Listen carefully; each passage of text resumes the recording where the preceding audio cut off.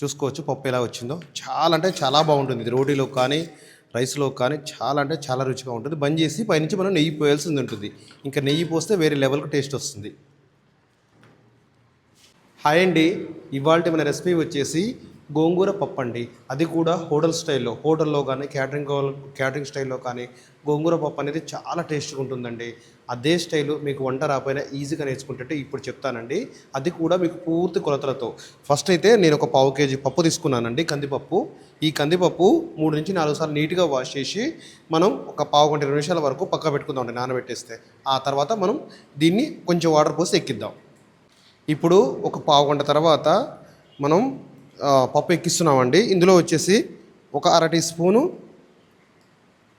పసుపు వేసుకోవాలి. వాటర్ మాత్రం మరీ ఓవర్గా పోయిద్దండి, చారు కాదు. మనం కొంచెం పప్పు అనేది కొంచెం గట్టిగా ఉంటేనే బాగుంటుంది.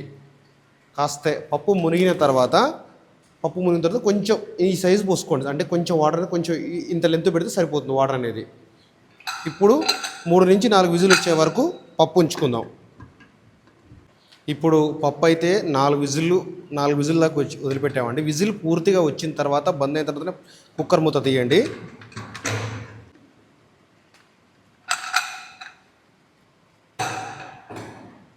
మీరు ఇక్కడ చూసుకోవచ్చు, పప్పు అనేది మరీ ఓవర్గా బాయిల్ కాయలేదండి. ఈ విధంగా ఉండాలి. ఓవర్గా మాత్రం ఉడకొద్దు. మెత్త ఉడికితే పప్పు టేస్ట్ ఉండదు ఎప్పటికైనా సరే. కానీ ఫస్ట్ నేను ఒక 50 ml వరకు పల్లి ఆయిల్ తీసుకున్నానండి. పల్లి ఆయిల్ పప్పుకు చాలా బాగుంటుంది. ఆ తర్వాత కాస్త మగ్గిన తర్వాత ఒక ఎల్లిపాయ దంచి ఇందులో వేశాను.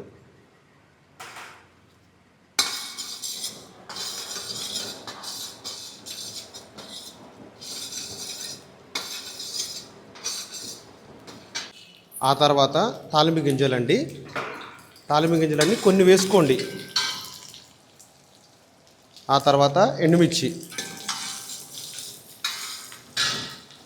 ఆ తర్వాత 2 ఉల్లిపాయలండి, కట్ చేసిన ఉల్లిపాయలు వేసుకోవాలి. గ్యాస్ స్లోగా పెట్టుకోవాలి. ఇప్పుడు మనం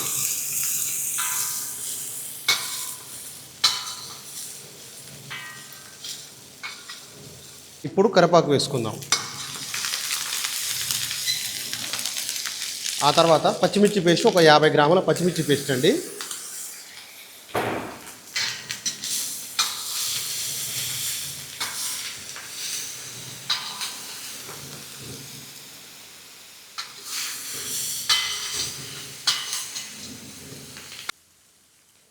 ఇప్పుడు పచ్చిమిర్చి మగ్గిన తర్వాత గోంగూర వేసుకుందాం.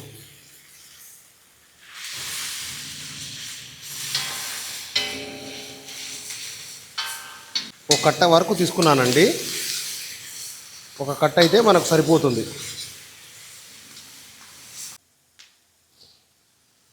దీంట్లో అర టీ స్పూన్ వరకు పసుపు వేసుకుందాం.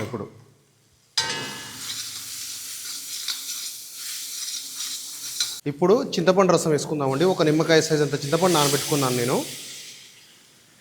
రసం మొత్తం పిండేసి ఇందులో పోసుకుందాం.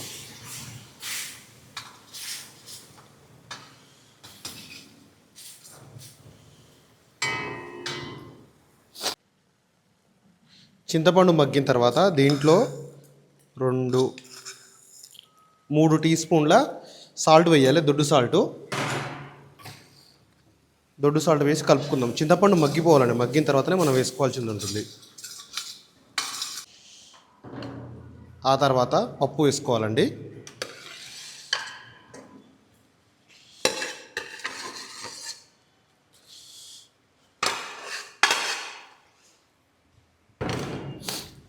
పప్పు వేసుకొని కలుపుకుందాం.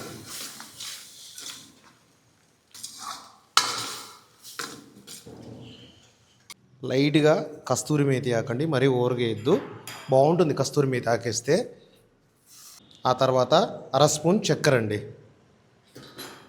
చక్కెర చాలామంది వద్దనుకుంటారు, కానీ వేస్తే మాత్రం పప్పు చాలా టేస్ట్ ఉంటుందండి.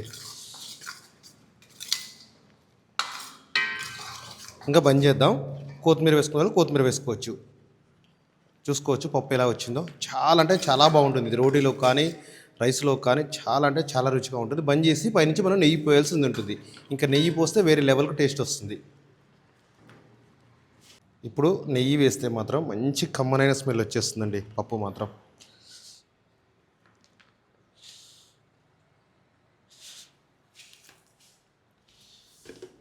ఇక కొత్తిమీర వేసేసి మనం ఒకసారి కలుపుకుంటే సరిపోతుంది. ఇంతేనండి, గోంగూర పప్పు రెడీ. మనము ఒకవేళ ఇది చాలా గట్టిగా ఉంది, లూజ్ చేసుకోవాలంటే కొంచెం ఒక 100 ml వరకు వాటర్ పోయండి, సరిపోతుంది. మీకు చాలామంది పప్పు గట్టిగా ఉంటే ఇష్టపడతారని చెప్తున్నాను. వాటర్ కూడా పోసుకోవచ్చండి, ఏం ప్రాబ్లం లేదు.